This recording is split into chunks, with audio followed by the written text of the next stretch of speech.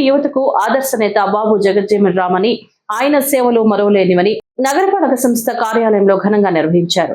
Mayor doctor Sirisha, commissioner N Maurya, deputy మేయర్లు Mudra Narayana, RC Munikrishna, కార్పొరేటర్లు తదితరులు పాల్గొని పుష్పాంజలి ఘటించి నివాళులర్పించారు.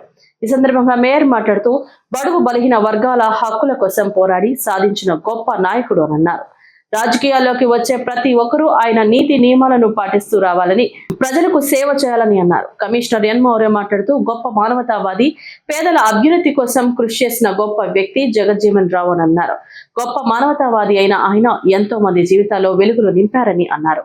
ఆయన అడుగుజాడల్లో నడిచి దేశ అభ్యున్నతికి కృషి చేయాలని పిలుపునిచ్చారు.